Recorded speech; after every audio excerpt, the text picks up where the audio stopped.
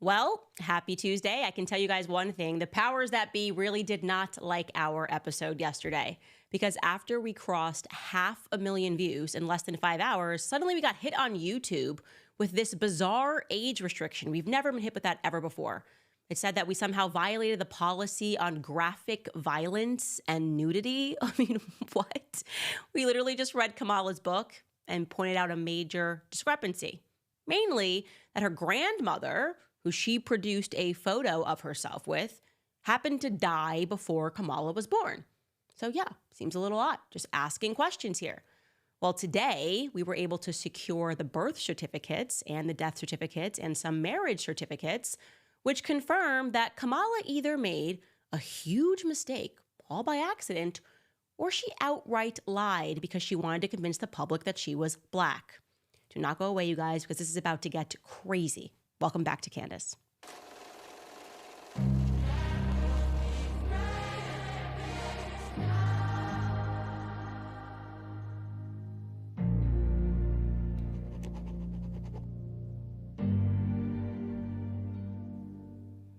All right, so let's recap. Yesterday, I can admit I was completely triggered. I was triggered by the manner in which the Guardian, or a Guardian reporter rather, treated Janet Jackson in a profile piece. It was very obvious they were trying to do the wacko jacko bit again, like they did with her brother. So to remind you, Janet Jackson brought up in her interview human trafficking, child trafficking, and the journalist then decided to heavily imply that Janet Jackson was just nuts to pretend that we have a child trafficking issue in this country.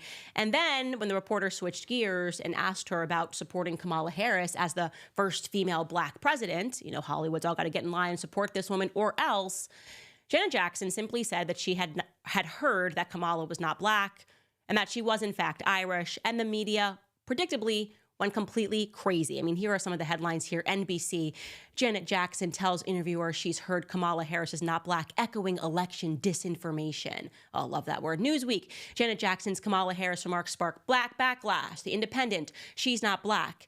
Janet Jackson makes shocking comments about Kamala Harris's heritage. And of course, the New York Times, Janet Jackson repeats false claims about Kamala Harris's race. False claims. So to be clear, all Janet Jackson said was, quote, "That's what I heard, that she's Indian, that her father's white. That's what I was told. I mean, I haven't watched the news in a few days. I was told that they discovered that her father was white." Okay? That is all that she said that led to all of this craziness in the media trying to paint her like she was some sort of a psycho. And then her manager, a guy named Mo Elmarzi that I'm showing you a picture of here, he offered an apology on Janet Jackson's behalf to BuzzFeed. He said, quote, "Janet Jackson would like to clarify her recent comments. She recognizes that her statements regarding Vice President Kamala Harris's racial identity were based on misinformation. Janet respects Harris's dual heritage as both Black and Indian and apologizes for any confusion caused. She values the diversity that Harris represents and understands the importance of celebrating that in today's society. Janet remains committed to promoting unity and understanding," end quote. And guess what happened? Janet Jackson fired him immediately and said that he was not authorized to make that statement at all, and she was not apologizing because she was not sorry, and good for her. I'm glad she fired him. I am so tired of people being so fake, having to apologize for something that should not have yielded any response from the media. In fact, it should have been the opposite. They should have went ahead and investigated the claim that Kamala Harris is Black, gotten to the bottom of it fully. But instead, it was a media pylon. And then, after being fired, Mo added to that pylon by referring to Janet Jackson as unbalanced. Like the person who just worked for her came out and was like, she's unbalanced. I mean, with friends like that, who needs enemies? Then came me. I don't know. I guess I really am the person that has been in these streets, Kamala, because I decided to simply look into her genealogy. Because why on earth is the world trying to convince me that this woman is suddenly Black? Like they just decided she was Black because she's running and because there is evidence, it is true, that her father grew up in Jamaica. Your race does not magically change because of where you grow up, okay? If I grow up in Sweden, I don't get to suddenly say I'm white, okay? And what I discovered was quite startling. Now, I'll ask you, when did you first get the idea that Kamala was black? Well, you'll say, yeah, when she kind of started running with Joe Biden. And that claim really came from Kamala herself. When they say a picture is worth 1,000 words, they understood that Kamala Harris published a book in 2019 called The Truth That We Hold. And presumably the book was filled with truth that she was holding. I had a look through it, and I saw this picture of her and her grandmother, clearly a black-looking grandmother, on page 282 in the photograph section. It reads, as you can see, visiting my paternal grandmother, Beryl, in Jamaica. Also on that same page, there's another photo of her. Again, you can see it's black and white. I'm not quite sure why it is black and white, but it says, when I was 10 months old, I visited Spanish Town, Jamaica. This is me with my mother and my paternal grandfather, Oscar Joseph. And now this guy looks mixed. He looks Asian of some description, but you can see the idea here is that she's definitely trying to introduce, in a manner of photos, things that make her race look more complicated. So I just decided to investigate that, and immediately things got weird, very weird. First and foremost, because it was very easy for me to determine via just a light search online that Beryl, her alleged paternal grandmother that you just saw, died 4 years before Kamala was born in 1960. So last night we decided to continue our research to see if we could find birth certificates and marriage certificates and death certificates, which could further signify those points, and indeed it did. And it also raised even more questions about her genealogy. So let's go through those. Here is the birth certificate for her paternal grandmother. This is Kamala's paternal grandmother, Beryl. Okay, now you can see on this birth certificate that Beryl is spelled with an I. It's Beryl Magdalene. And you can see the reason why we know this is the correct Beryl is because the mother is listed as Iris Finnegan. Later on, we're going to show you in the book, she names Iris Finnegan as her great grandmother. So that would be Beryl's mother. So we have the right woman. Also, formerly, her maiden name is Allen. That is true. It also says here that she's born in October of 1917 in St. Anne. That's the St. Anne parish of Jamaica. And again, you can see it says that it is signed by Iris Finnegan. Very clearly, this is the woman that we are looking for. This is Kamala's grandmother, alleged grandmother, Beryl.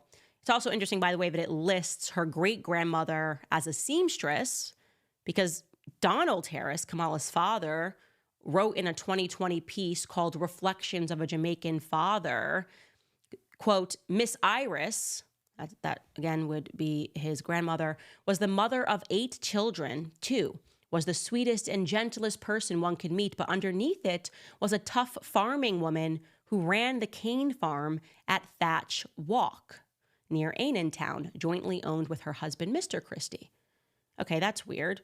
So you're telling me that she ran a farm because on that birth certificate, it says that actually Iris was a seamstress, but whatever. Let's just park that aside for a second and stick with Beryl, this woman who died before Kamala was born, okay? Because I was feeling pretty certain that not too many people were going to be named Beryl and be born in the St. Anne parish of Jamaica in 1917 to a mother named Iris Finnegan. I felt confident that we could find a little bit more data, and in fact, we did, okay? First, we stumbled across Beryl's marriage certificate, okay? So you can see that right here, and now the name spelling has changed. You have Beryl Finnegan spelled with a Y in the same way that Kamala spells it, and it lists their married date as 1944. Again, you can see the parish that is listed is St. Anne Parish. This is where every piece of Beryl's life seems to take place. It reads here that her calling is a barmaid. And something that jumped out at me was the fact that she's married to someone, as you can see, named Lawford Newland. Okay, so Beryl apparently was married more than once because Lawford Newland is not Donald Harris's father, but Beryl is his mother. So just to be clear, again, it says that she married a guy named Lawford Newland in 1944 when she was 25 years old, okay? It's important to note that that would have been 4 years after she gave birth to Donald Harris, Kamala's father. I find that to be very strange. Also, regarding Kamala's father, We cannot seem to locate, regarding Lawland Newland, the person that she married, we can't find him. Can't find him anywhere. We cannot find a birth certificate.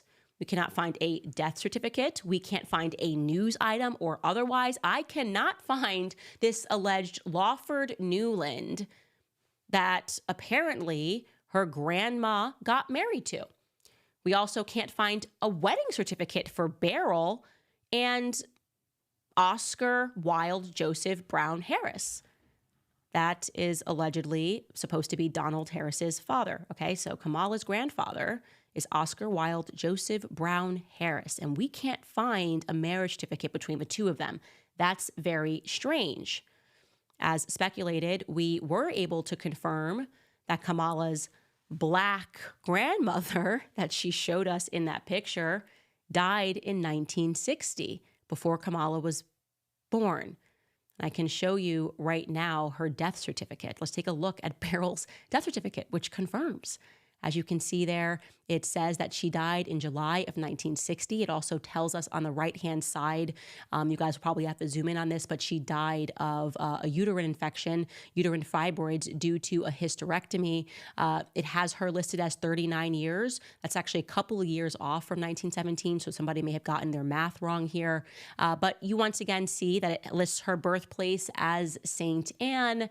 And so this is a huge scandal. Just an absolutely huge scandal. Kamala Harris published in her book that she was standing next to her Grandma Beryl. But Grandma Beryl died in 1960, 4 years before Kamala Harris was born. So who the hell is the real Beryl? Who is that woman standing next to Kamala Harris?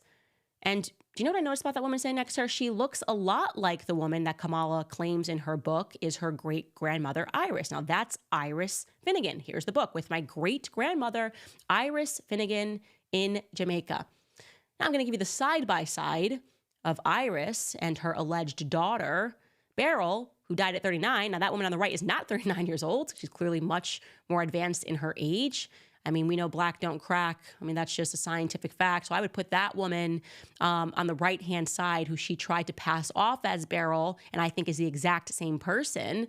I would say that that woman looks to be about 65.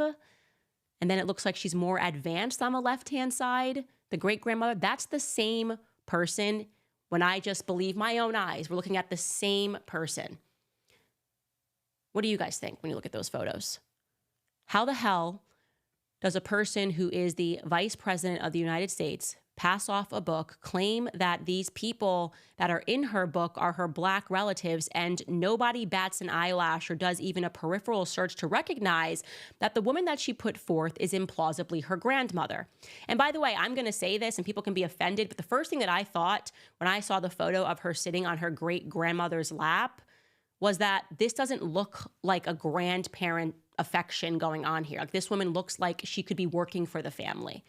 Quite literally, I thought to myself, this woman looks like she could be the help. And I thought that because there's a lack of affection there.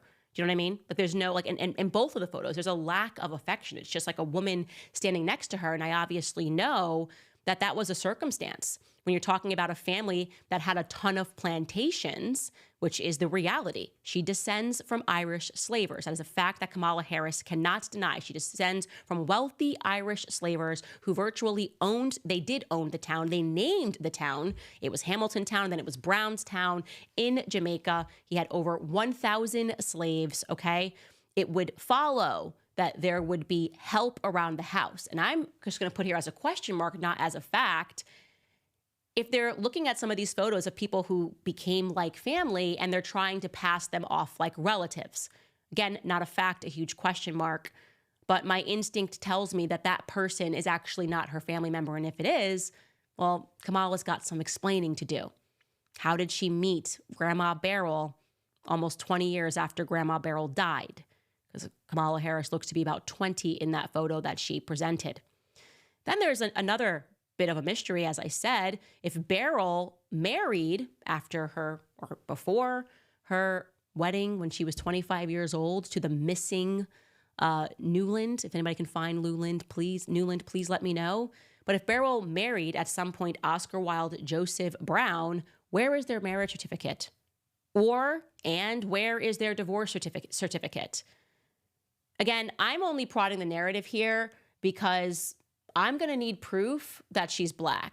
The media has now made this a thing, and now you made it so much of a thing that you're attacking people like Janet Jackson when she asks a very reasonable question that you should be able to respond to. And now we have a verifiable lie that Kamala Harris told in her book, or a big uh-oh, because, you know, if I'm being nice, I guess sometimes you think when you're publishing a book that it's a photo of you and your grandmother that you never met or never could have met. Maybe Kamala was just confused and thought it was her grandma, but it was a grandmother that she had, again, never met. Media should be on this, and they should be asking her this question. How did you make this significant of a blunder in your book? And isn't it quite ironic that every photo that you have presented, two of which look like they're the exact same person, one aged on, which begs the question, is that even Kamala Harris in her lap? I don't know. Again, we're at the beginning of this investigation. But it's interesting that amongst all of the relatives, so many Irish white slavers, the only photos that she chose to put in this book are the ones that make it look as though she might be Black. And we have just significantly and without question debunked one of those photos. Also, there's something else that I notice about Beryl and Oscar, this alleged married couple, right? Our alleged husband and wife. Each of them are listed as having a lot of siblings. Oscar's siblings are named Hildred May Harris, Newton Alexander Harris, and Ina Doreen Harris. I cannot find a single photo of these siblings. Now, why am I looking for it? Well, because people take family photos all the time. Tons of the stuff is on the internet. I mean, one of those people lived until 2005. Ina Doreen Harris allegedly lived until 2005.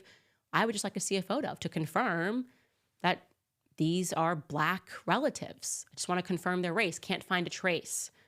Similarly for Beryl Finnegan has siblings too.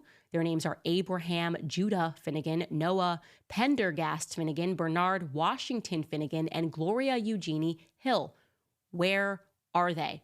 Or where are any photos of them, presuming that they've passed? Where are the photos of them?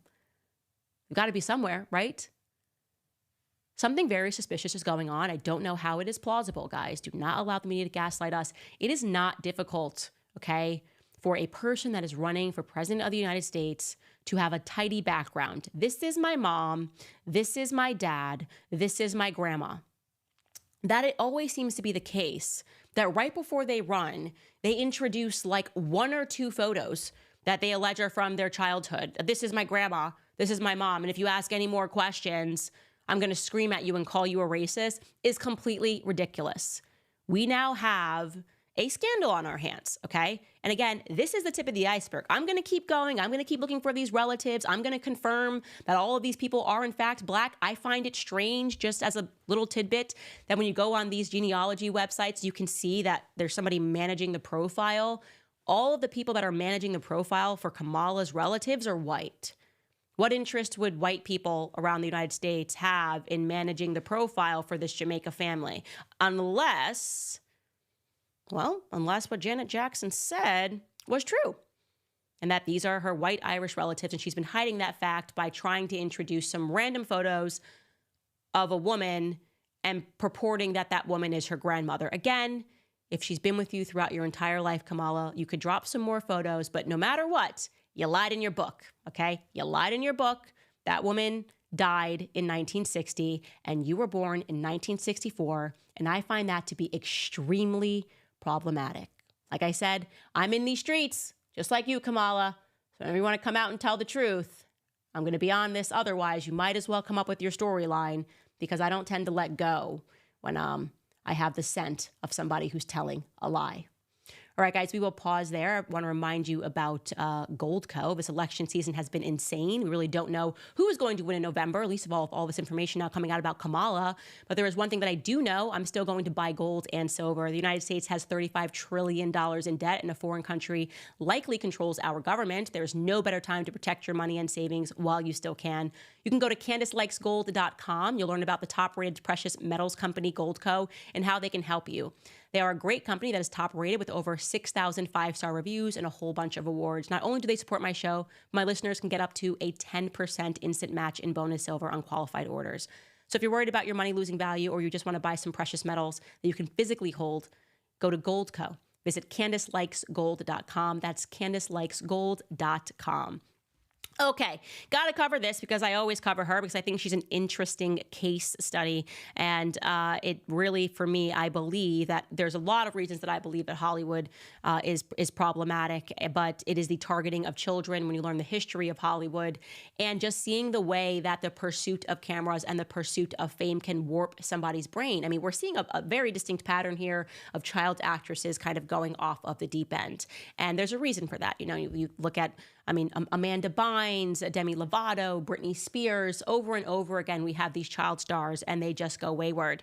Well, JoJo Siwa, I believe, is an example worth speaking about. I'm not saying that she's crazy or off the deep end, but I am saying that she seems to be screaming for attention, and she's finally acknowledged that. You know, she came out and said that I would not be allowed to come on her podcast. But now she's totally agreeing with me in this interview that she did for Lady Gun magazine. So here is the cover. I want to show you that. You can see that she's got some abs going on, bedazzled abs, if you will. And she's also decided to give herself some junk, right? This is kind of the new her. She wants everyone to know that she's a lesbian and there are some androgynous aspects. Here's a second photo of that. So you can just see how far she is going in terms of trying to look like she is packing a lady gun. Get it? Ha ha ha. Like, it's a lady gun. I'm so clever and I'm so deep, except I'm not deep at all. And this is, like I said, just the same shallow waters that all of these Hollywood types tread. And the reality is they think they're so deep and they think they're so artistic. It's like when you go to the MoMA and you see a toilet and they're trying to convince you that it's deep and it's thoughtful and it's like, oh, it's modern art. And it's like, no, it's crap. It's literal crap. You're never going to convince me that this is art. You're never going to convince me that crap is food. Okay. And that's kind of the world that we live in, that they're trying to constantly try to make you think that it's more complex and you should pause and you should think. And the reality is all I see when I look at JoJo is a tremendously manufactured star that's crying for attention. And so it's great that the title of this article that she did for this profile is JoJo Siwa on manufacturing attention, dissociating, and escaping the persona. And the person who's interviewing her comes right out and says, you're like the master of the attention economy. And JoJo says, thank you. I'm an attention whore. And this is from the article, JoJo sees herself as a curator of attention. This is when I say it's like they're trying to be deep, but they're saying nothing. I'm a curator of attention. Like, shut up. Just stop. I just cannot stand this. They're just so shallow. There is no intellect here.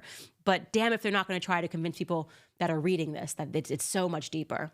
She's a curator of attention, collecting the internet's energy and perceptions. She gives kudos to brothers Jake and Logan Paul, who transformed YouTube into a content farm and gained notoriety for their controversial stunts and videos. She says, quote, I pulled so much of my social media marketing and inspiration from them back in the day because when I was 13, 14, 15, they were all that I wanted to be on YouTube. Their views, their numbers, their marketing, they were geniuses. They still are geniuses. But the things they did, all I wanted to do was be them. And so I figured, how can I do that, but in my world?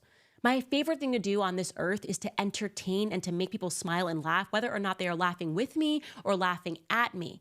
Obviously, no one likes being hated, but I enjoy being entertaining, and that is how people are entertained. She goes on to say, I definitely disassociate well. It's a special talent, for sure.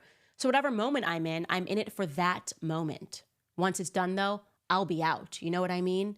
No, I literally don't know what you mean. Okay, when you're talking about dissociating, what do you mean? Like, do you have like a dissociative identity disorder? Because when you're saying that you're just buzzing in and out of personalities and you're doing this and then you're done with it, like I said, you're giving credence to exactly what I have been saying all along and what I think is so important to impress upon people that watch this show and for people that are watching Hollywood is to realize you are dealing with incredibly conflicted souls that are desperate for attention because they are so spiritually vacuous, right? There is nothing in them that is actually fulfilled. And so they look to the outside world and they say, what can I do? How can I top what I've done before? How can I get more ridiculous? How can I be more other? How can I be more outside the bounds so that I can get likes or shock or reaction? And she's admitting this. Like I said, it's a cry for help. What is she doing? Why is she wearing a bedazzled bottom piece to make it seem like she's a dude?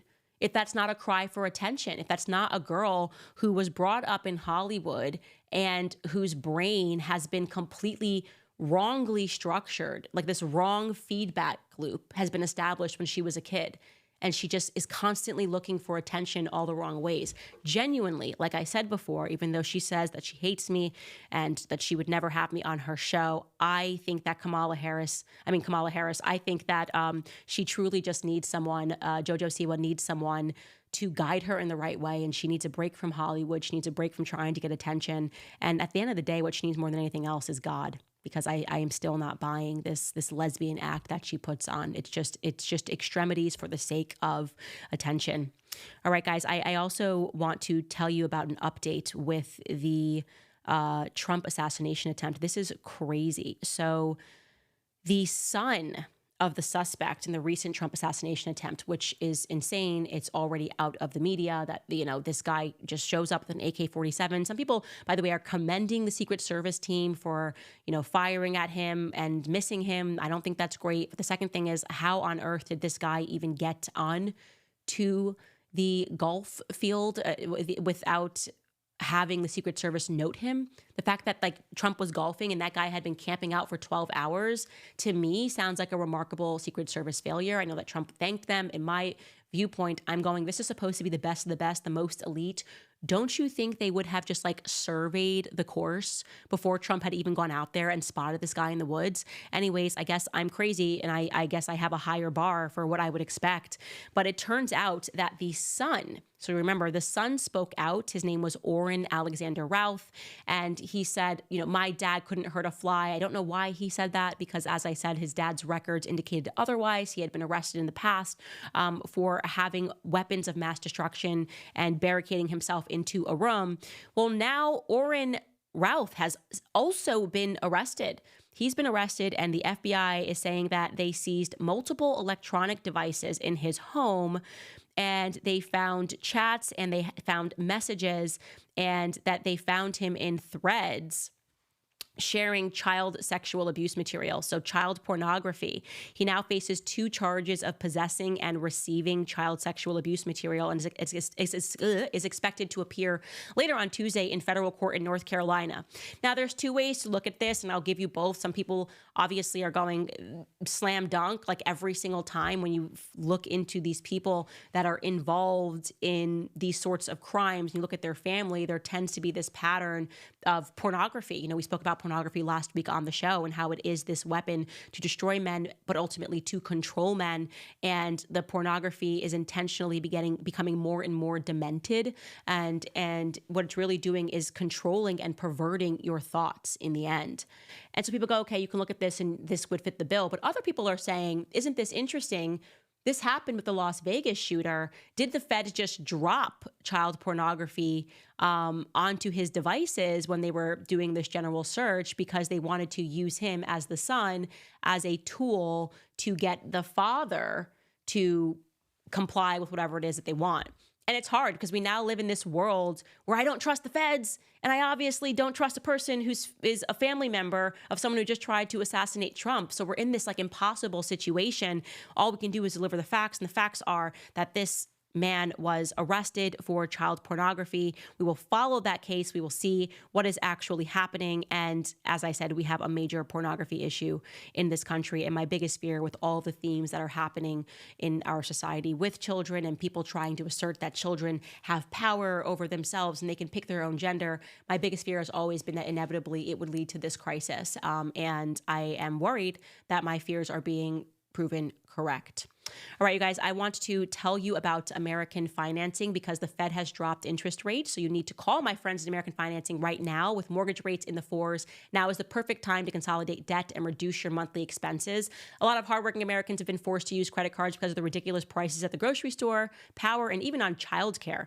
That debt is expensive with credit card rates being high. But with mortgage rates dropping, now is the time to wipe that debt out. American Financing is helping homeowners just like you save over $800 a month on average. They are even closing some in as fast as 10 days. And if you start today, you may delay 2 mortgage payments. There are no upfront fees to find out how much you can save. So call American Financing today at 800-795-1210. Again, that's 800-795-1210. Or you can visit americanfinancing.net/Owens. That's americanfinancing.net/Owens. Okay, Neo is making the rounds. This is interesting. A video, if you don't know Neo, he is an R&B star. Now, it has long been speculated in the media and in the rumor mill that Neo is maybe not straight. I'm not saying that that's true. I'm just saying it's long been speculated. And there's now been a video that has resurfaced of Neo having a fight with his ex-girlfriend, Sade Bagnarise. And this is from April of this year. And she was saying some stuff about Diddy. Now, there's a lot of cuss words in this, so there's a lot of beeps. But she starts yelling at him about his attendance at these freak-offs. Allegedly, take a listen.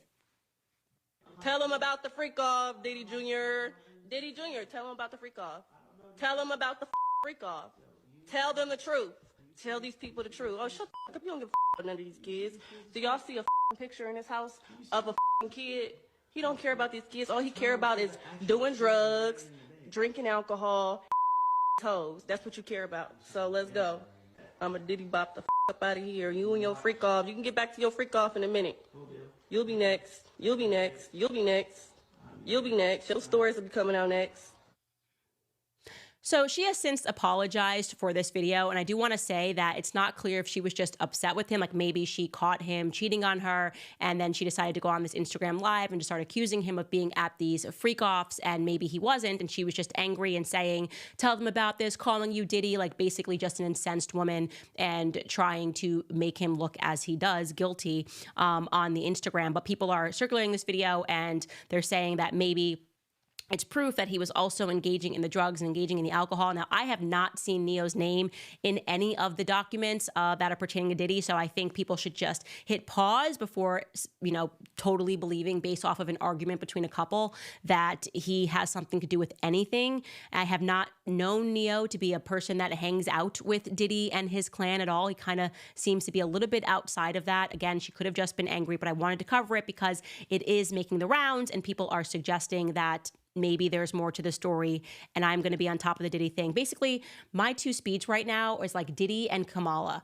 Kamala Harris and Diddy and Kamala. I will not let either of these things go. By the way, as an update, we still have not heard a single word from our boy LeBron James, who was definitely in the mix. Nothing also said from Jay-Z. Nothing also said from Beyonce, though I doubt Beyonce was attending any of these freak-offs. But as we know, they are kind of at the tippity top of the food chain when it comes to Black America and the people that Black America follows, and neither of them have said anything about their friend Diddy. And I want to be clear, if she was on the other foot and any of my friends were caught in this, and if I ever saw, like I did, watched Diddy beating someone on camera, right, that element, it's like he owned it. He said, yes, I did this. Cassie wrote this in her lawsuit.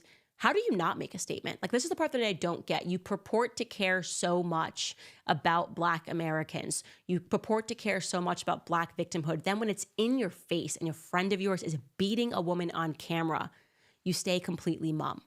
These people are frauds. That's the reality. These people are absolute frauds. I can't stand them. I hate the fact that I'm the one that has to deal with all the bullets of people calling me an Uncle Tom, a race traitor, and a coon. And it's like, no, because I actually tell you guys the truth. And I tell you that you are following false idols. And all they do is lead you down whatever the government path that has been established at their feet. I view all of them as feds. Jay-Z, Beyonce, every person that gets up and dances with Kamala Harris and does the tidbit with the Democrats, I view them all as feds. I view them all as agents. I believe they are wealthy so that The rest of us can stay poor. And that will be your lifestyle if you keep following them and believing them and become enraged every time they tweet and tell you to be enraged from their $100 million mansions. You either wake up to the reality that these people are frauds, or you don't get to complain when you look around you and everything is a failure.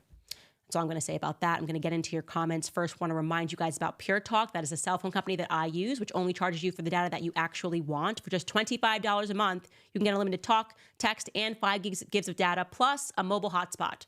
Verizon, AT&T, and T-Mobile want you to believe that you need unlimited data so that they can overcharge you. But the fact is, most of you are buying way too much data, more than you will ever need.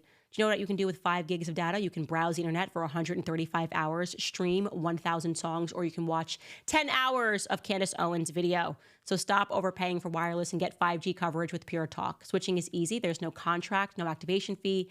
And you can even keep your phone and your phone number. So go to puretalk.com/Owens. Again, that is puretalk.com/Owens. And you'll save an additional 50% off your first month with PureTalk. All right, guys, you know how this works. We are going to be jumping over to Rumble to read your responses. I cannot wait to hear what you have to say about Kamala Harris. Also, should add here, I am definitely going to I have to break up the $1,000 bounty because the person who got me the marriage certificate, that came in via an email, and I did not have that. And I said $1,000, and I'm going to have to break it up because there were some little tidbits that I still want to follow down the rabbit hole, but I want to make sure that every piece of information that I have is concrete. So I'm going to take it slowly, do a slow leak every single day on Kamala. But that money, I am going to give it to you guys, and I will announce who it was that gave me that information tomorrow. Again, guys, the comment section is going to be on Rumble. We're going to abandon YouTube. The reason we're doing this is because YouTube has just been particularly evil with me as of late, and we, of course, want to make sure that we're building somewhere else, just in the event that YouTube just keeps coming for my head, because all I do is tell the truth, and I don't know. Some people don't like that. I think there's some people that are fake mass reporting my YouTube page. Anyways, jumping over to Rumble now, hit the link in the bio, in the description, if you would like to follow us there.